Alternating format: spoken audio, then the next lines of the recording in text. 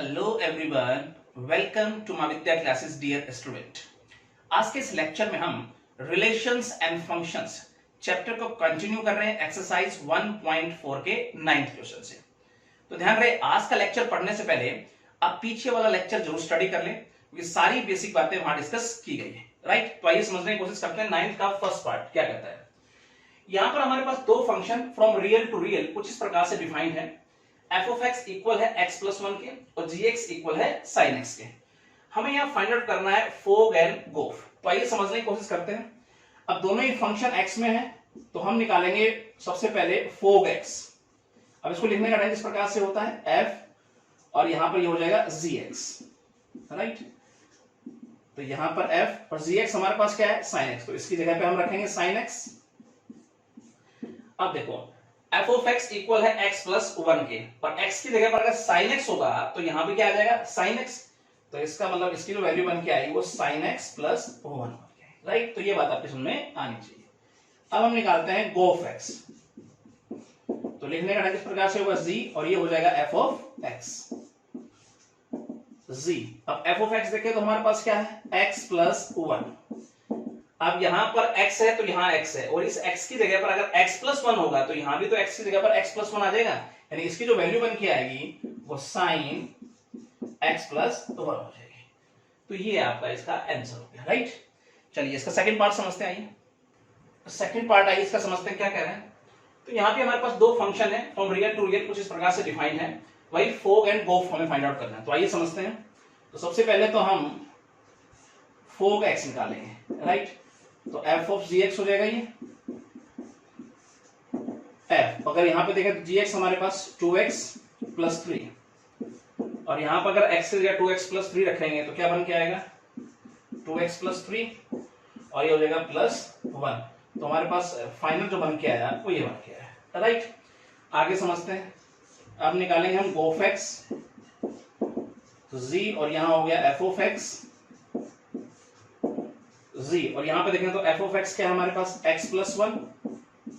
चलिए यहां x की जगह x प्लस वन रखें तो हमारे पास क्या बन के आएगा 2 और x की जगह हो गया x प्लस वन और ये प्लस 3 तो है, मल्टीप्लाई करें तो 2x प्लस 2 प्लस 3 तो हमारे पास बन के आया 2x प्लस 5।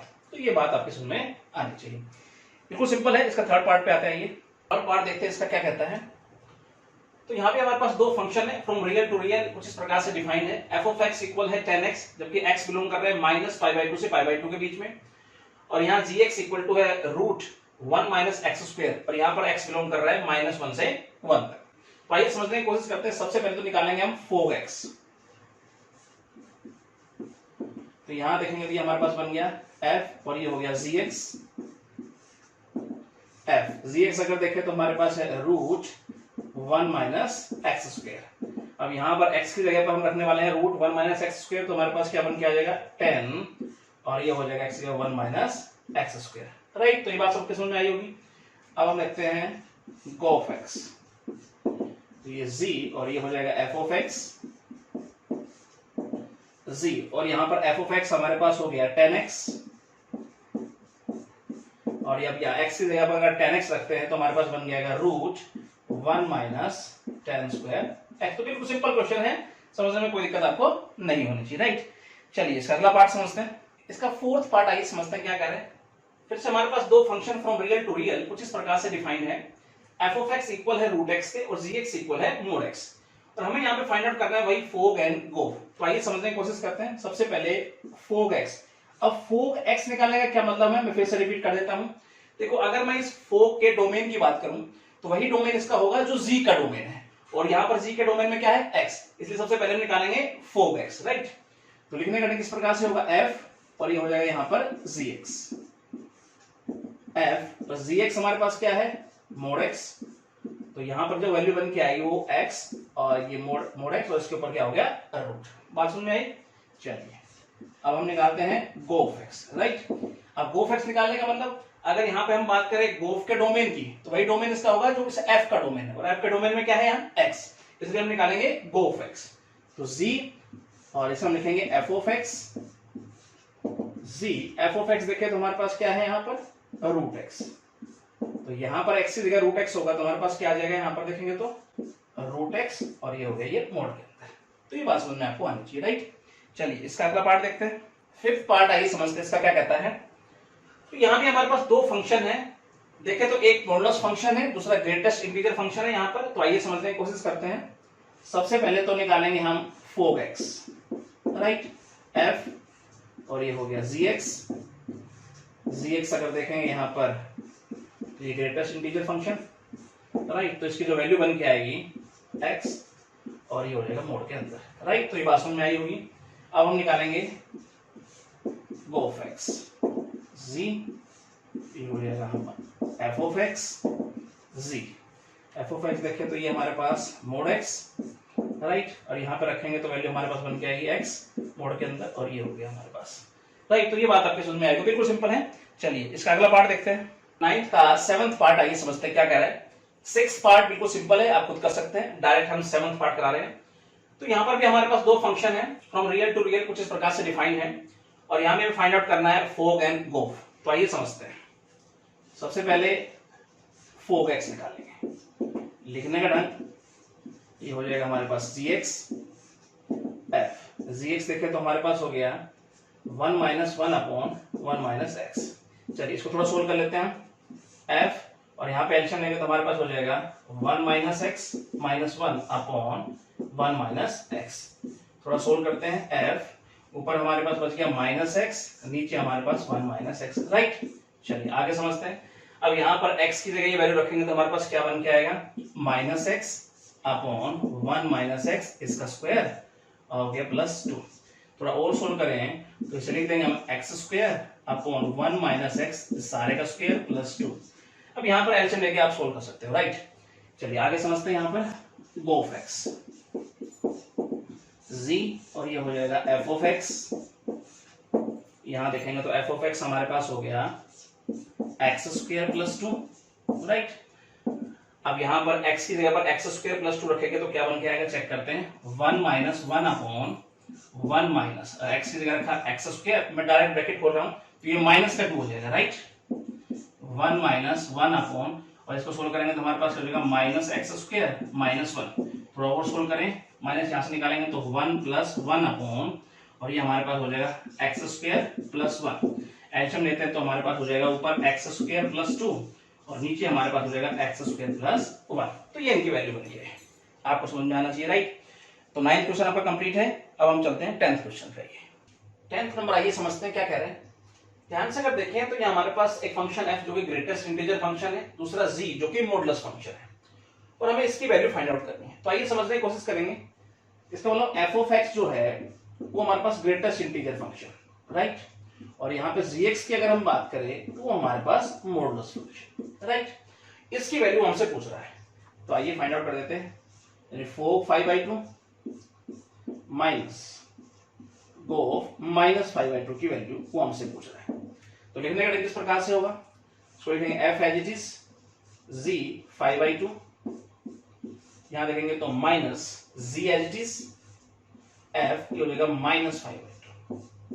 यहां तक समझने में कोई दिक्कत आपको नहीं होनी चाहिए। आगे देखते हैं। f एज इट इज, अब g 5/2, अब यहाँ x की जगह 5/2 रखेंगे तो यहाँ भी 5/2 हो जाएगा, तो ये क्या लिख के आएगा हमारे पास 5/2 और इसका होगा ये मोड, राइट। माइनस जी, यहाँ पे -5/2 रखेंगे तो ये हमारे पास बन के आएगा -5/2 और ये ब्रैकेट क्लोज। तो यहाँ तक भी समझने में कोई दिक्कत आपको नहीं होनी चाहिए। तो ये तो वैल्यू पॉजिटिव बन गई हमारे पास 5/2। तो यहाँ अगर देखें -5/2, इसका ग्रेटेस्ट इंटीजर क्या होगा, देखो ये -2.5 हुआ, नंबर लाइन पे -2.5 के अगर हम लेफ्ट में चलते हैं तो इंटीजर कौन सा आता है -3, तो इसकी जो वैल्यू बन के आएगी वो क्या बन के आएगी -3। तो ये बात आपकी समझ में आनी चाहिए, राइट। आगे देखते हैं। अब यहाँ पर x की जगह पर 5/2 रखेंगे तो ये हमारे पास आ जाएगा, यहाँ भी x की जगह पर क्या हो जाएगा 5/2 माइनस, अब यहाँ पे -3 रखेंगे तो मोड के अंदर भी -3 हो जाएगा, तो यहाँ तक भी कोई दिक्कत आपको नहीं होनी चाहिए। अब यहाँ देखते हैं, ये हो गया हमारे पास 2.5 का ग्रेटेस्ट इंटीजर क्या होगा, अब नंबर लाइन पर 2.5 के लेफ्ट में आप चलोगे तो हमारे पास कौन सा इंटीजर आएगा 2, राइट। तो ये इसका क्या होगा, ग्रेटेस्ट इंटीजर वैल्यू हो गई माइनस, और ये तो हमारे पास क्या होना है 3 होना ही है, तो जो वैल्यू बन गई वो -1 बन गया है। तो ये इसका आंसर हो गया। तो बात आपकी समझ में आई होगी। चलिए अगले क्वेश्चन पे आते हैं। 11th नंबर आइए समझते हैं क्या कह रहे हैं।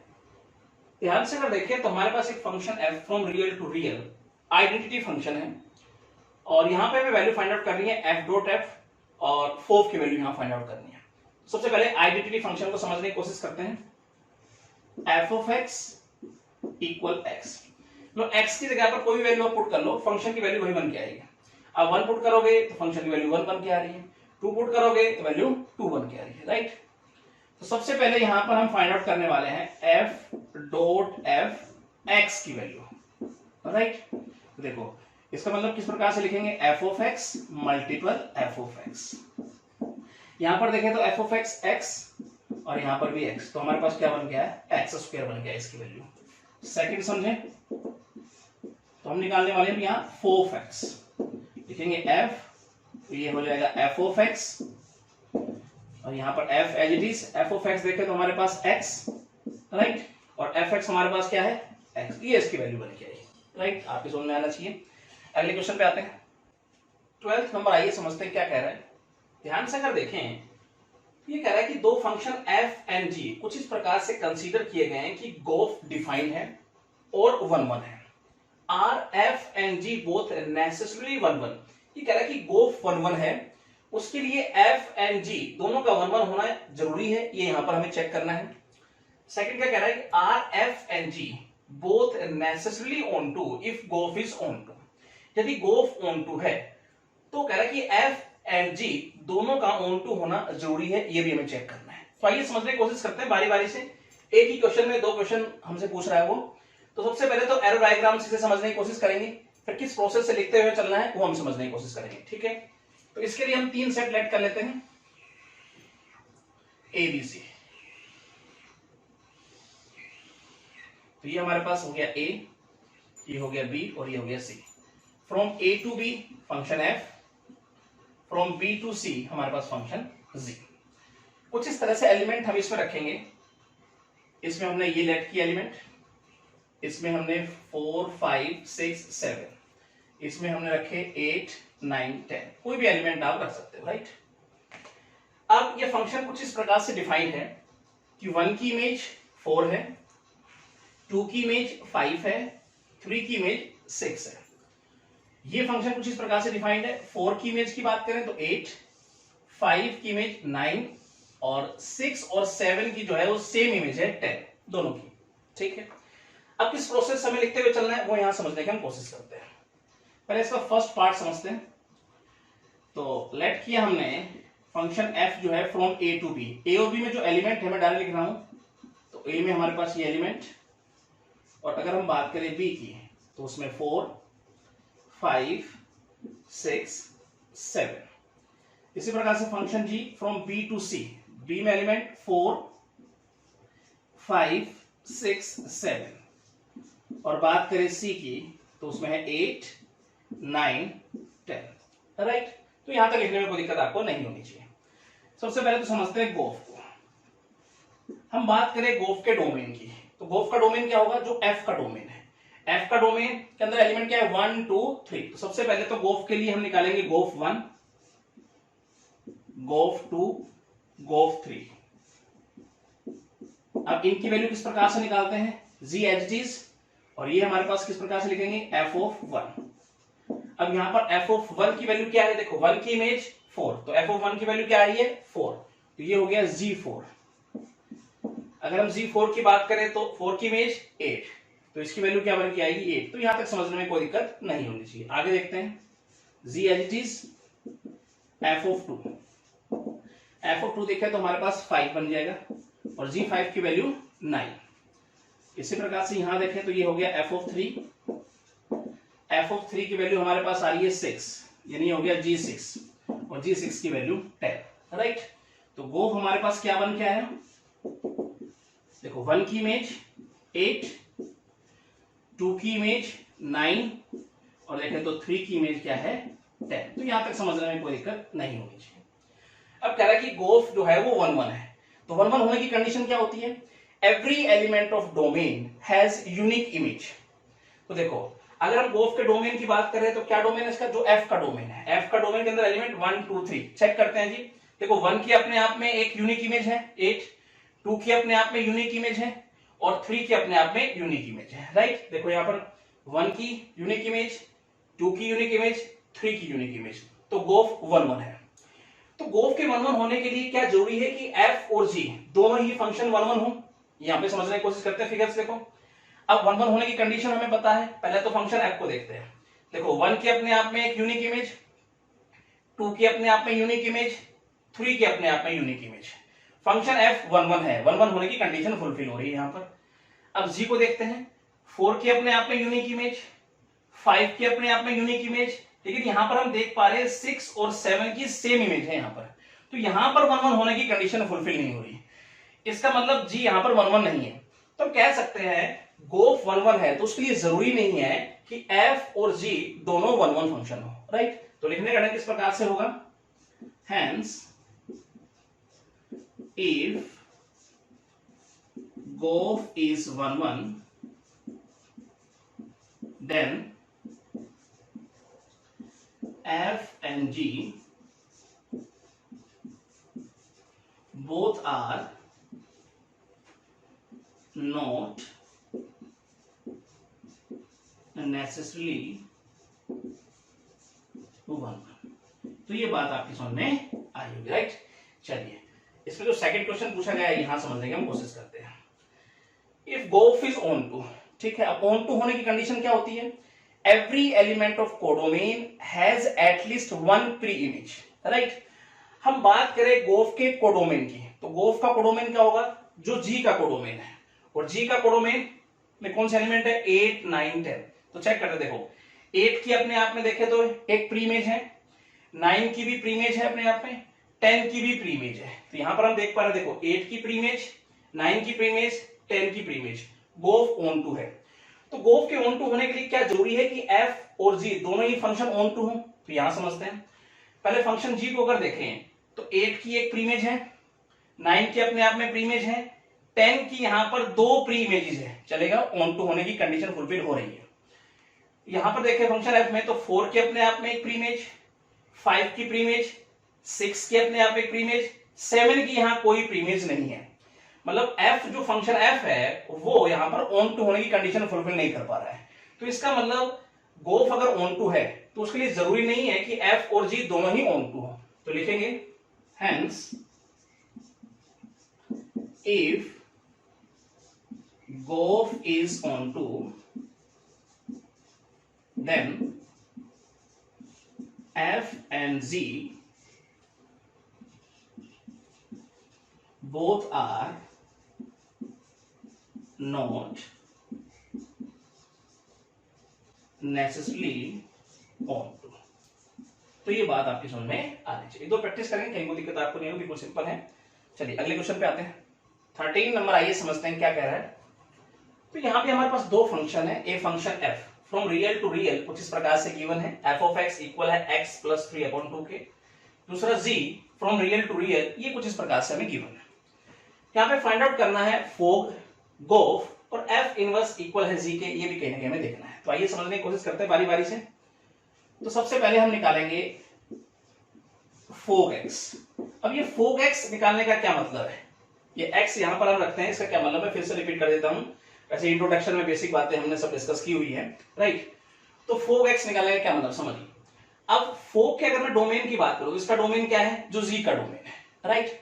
अब जी का डोमेन, अब देखो जी किस में है, एक्स में है, मतलब ये जो एक्स है ये उसके डोमेन के अंदर है, राइट। क्योंकि फंक्शन हमारे पास क्या है, एक्स में है। तो इसका मतलब हम क्या निकालेंगे, फोग एक्स। लिखने का किस प्रकार से होगा, f as it is g x. F as it is g x अगर देखें तो वो है 2x माइनस 3। अब यहां पर x की जगह रखेंगे तो क्या वैल्यू बन के आएगी, 2x माइनस 3 प्लस 3 तो है ही अपॉन 2, 3 से 3 कैंसिल आउट, 2 से 2 ये वैल्यू बन के आई x। ये आइडेंटिटी फंक्शन हो गया, राइट। मतलब फोग x की जो वैल्यू बन के आ रही है वो हमारे पास x आ रही है, आइडेंटिटी फंक्शन हो गया, रियल वैल्यूज पे है, राइट। तो ये बात समझ में आई। सेकंड देखते हैं, अब यहां पे निकालेंगे हम गोफ x। अब गोफ x का मतलब देखो, अगर मैं गोफ के डोमेन की बात करूं तो इसका डोमेन क्या है, जो f का डोमेन है, और f का डोमेन, f फंक्शन किसमें है, x, मतलब ये जो x है ये उसके डोमेन में है। तो इसका मतलब हम निकालेंगे g o f x, z as it is f of x, z as it is. f of x देखें तो x प्लस 3 अपॉन 2 और x की जगह रखेंगे वहां पर तो क्या मिलेगा 2x प्लस 3 अपॉन 2 माइनस 3 है, 2 से 2 कैंसिल आउट, 3 से 3 हो जाएगा, वैल्यू क्या बन गई x। तो ये भी हमारे पास आइडेंटिटी फंक्शन हो गया, दोनों ही हमारे पास ये आइडेंटिटी फंक्शन बन के आए। तो देखो दोनों ही आइडेंटिटी फंक्शन है, इसका मतलब इनवर्स यहां पर एग्जिस्ट करेगा। तो थर्ड पार्ट यहां समझने की हम कोशिश करेंगे। तो यहां पर हम कह सकते हैं यस एफ इनवर्स इक्वल होगा जी के। डिटेल से इस बात को हम समझने की कोशिश करते हैं यहां पर। तो मैं लेट कर लेता हूं f of x equal y के, राइट। एफ ऑफ एक्स देखो तुम्हारे पास क्या है x प्लस 3 अपॉन 2 इक्वल हो गया y के, 2 तक जाके मल्टीप्लाई हो जाएगा, इक्वल हो गया 2y के। कह दे x इक्वल हो गया 2y माइनस 3 के। इसको अगर देखें तो x की वैल्यू यहां क्या लिख सकते हैं हम f इनवर्स और ये हो गया y। तो यहां तक समझने में कोई दिक्कत आपको नहीं होनी चाहिए। इस x की जगह ये रखते हैं हम, तो यहां पे रखते हैं f इनवर्स और ये हो गया y इक्वल हो गया 2y माइनस 3। तो अगर यहाँ y की जगह हम x रखेंगे तो यहाँ भी तो x हो जाएगा y की जगह, तो यहाँ तक भी समझने में कोई दिक्कत आपको नहीं होनी चाहिए। अब ये हमारे पास क्या है gx, तो ये इक्वल हो गया gx के, f इनवर्स x इक्वल हो गया gx के। तो कहीं ना कहीं ये प्रूव हो जाता है कि f इनवर्स इक्वल हो गया g के। तो ये बातें आपके समझ में आनी चाहिए, राइट। चलिए अगले क्वेश्चन पे आते हैं। इनका फर्स्ट पार्ट आइए समझते क्या कह रहा है। ध्यान से अगर देखें तो ये हमारे पास एक function f from integer to integer कुछ इस प्रकार से डिफाइंड है। f ऑफ x इक्वल है 2x के for every x belongs to z।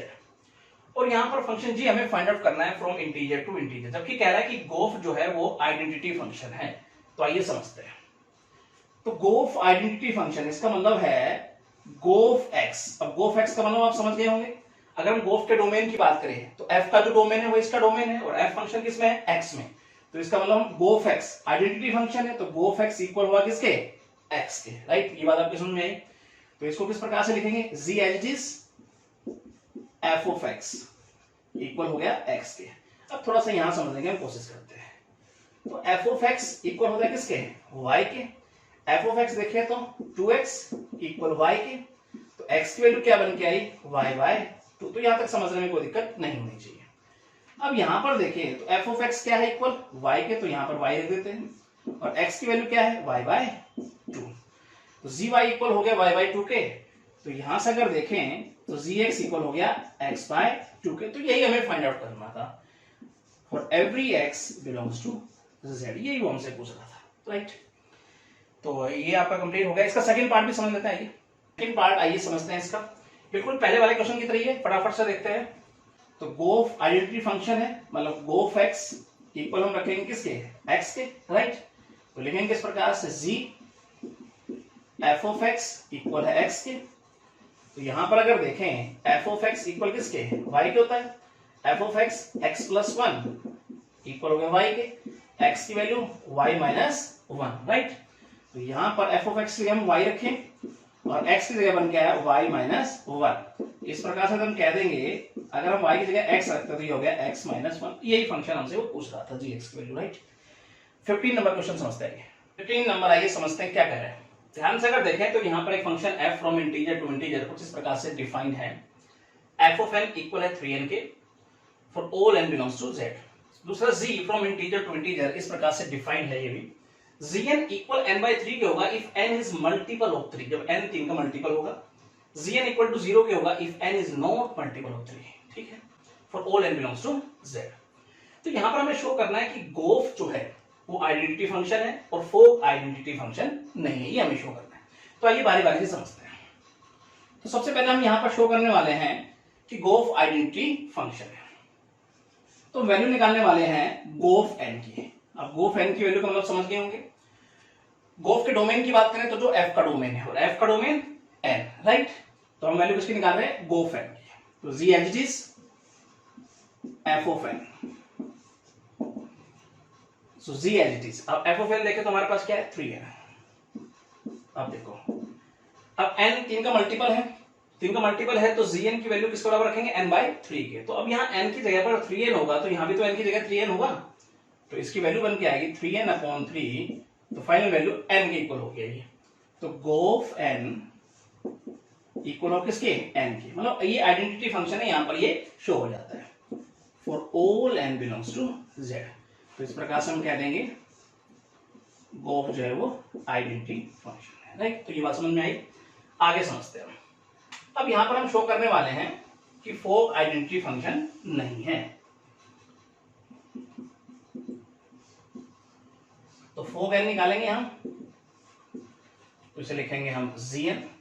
अब यहां पर हमारे पास दो केस बनने वाले हैं, राइट। फर्स्ट केस क्या, Gn इक्वल n/3 के होगा जब ये कंडीशन फॉलो हो रही होगी, Gn इक्वल टू 0 के होगा जब ये कंडीशन होगी। तो यहां पर दो केस बनेंगे। First case, first if n is multiple of 3, जब n 3 का मल्टीपल होगा। तो यहां पर देखेंगे फोक n, अब 3 का मल्टीपल होगा तो हमारे पास Gn की वैल्यू क्या होगी, n/3। तो यहां भी n की जगह n/3 होगा, तो 3 मल्टीपल n/3। तो ये फोक n इक्वल हुआ किसके, n के। तो यहां तो ये आइडेंटिटी फंक्शन है। आगे देखते हैं कि सेकंड में क्या बन रहा है, फिर फाइनल कंक्लूजन देखेंगे। If n is not multiple of 3, right. तो यहां पे देखेंगे फोक n इक्वल किसके होगा, सबसे पहले तो इस प्रकार से लिख देते हैं इसको। अब n is not multiple of 3, तो Gn की वैल्यू क्या रखेंगे हम, इक्वल टू 0 का रखेंगे। तो फोक n इक्वल टू, यहां पे देख लेते हैं इसको, राइट। तो यहां पर अगर n की जगह 0 होगा तो सारा ये 0 बन गया। तो यहां पर हमारे पास क्या बन के आया, फोक n इक्वल किसके हो गए, 0 के हो गए, राइट। तो यहां पर तो ये आइडेंटिटी फंक्शन है, लेकिन यहां पर नहीं है। ओवरऑल अगर हम बात करें तो ये आइडेंटिटी फंक्शन नहीं है, ये शो हो जाता है। तो यहां पर हम लिख देंगे कि फोक जो है वो आइडेंटिटी फंक्शन नहीं है for all n belongs to z। तो ये बात आपके समझ में आई होगी, राइट। चलिए अगले क्वेश्चन पे आते हैं। 16 नंबर, आइए समझते हैं क्या कह रहा है। ध्यान से अगर देखें तो ये हमारे पास दो function f of x equal है e⁻x के और gx इक्वल है log x के। फाइंड करना है फोक एंड गोफ, और यहां ये भी हमें बताना है क्या डोमेन ऑफ गोफ इक्वल है डोमेन ऑफ फोक के, ये भी यहां देखना है। तो आइए बारी बारी समझने की कोशिश करते हैं। इसके लिए जरूरी है सबसे पहले समझना domain of f, range of f को, domain of gn, range of g को। तो आइए समझते बारी बारी से। सबसे पहले अगर हम बात करें डोमेन ऑफ f की,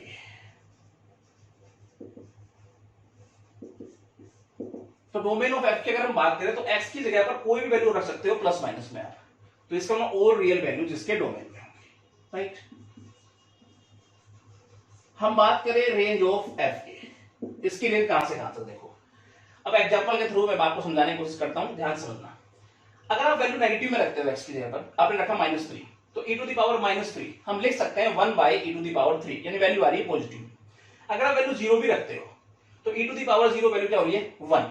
इसका मतलब नेगेटिव में कभी नहीं आएगी इसकी वैल्यू। इसकी रेंज कहां से कहां तक होगी, 0 टू इंफिनिटी होगी, 0 भी कभी नहीं होगी, राइट। आगे देखते हैं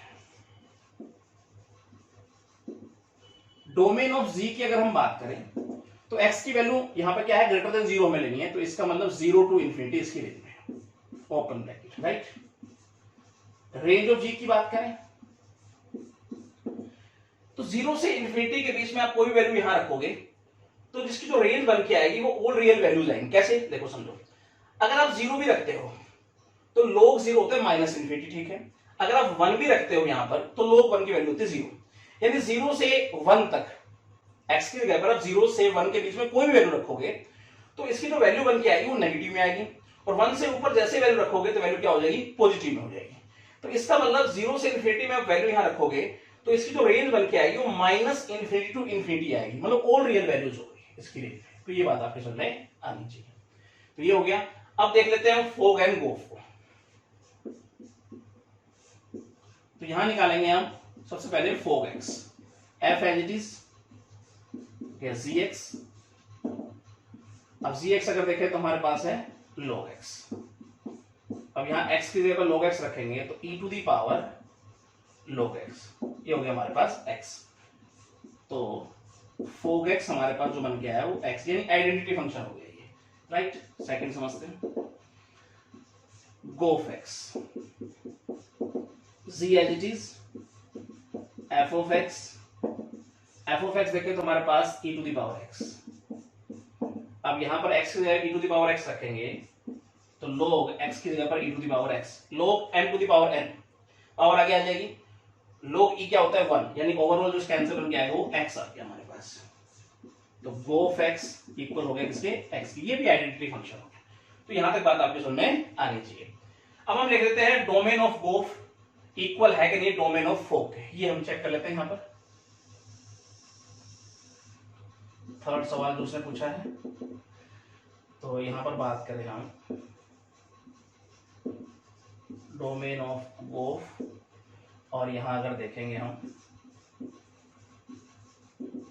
डोमेन ऑफ फोक को समझने की कोशिश करते हैं। देखो, अगर डोमेन ऑफ गोफ की बात करें तो गोफ का डोमेन जो इस एफ का डोमेन होगा, एफ का डोमेन क्या है, और रियल वैल्यूज, राइट। अब डोमेन ऑफ फोक की बात करें तो इसका डोमेन क्या होगा, जो जी का डोमेन है, और जी का डोमेन हमारे पास क्या है 0 टू इंफिनिटी, इसका मतलब इक्वल नहीं है। तो डोमेन ऑफ गोफ इक्वल नहीं है डोमेन ऑफ फोक के। तो ये बात आपके समझ में आई होगी, राइट। तो ये एक्सरसाइज आपकी समाप्त हो जाती है। नए लेक्चर में हम पढ़ेंगे नई एक्सरसाइज। Thank you.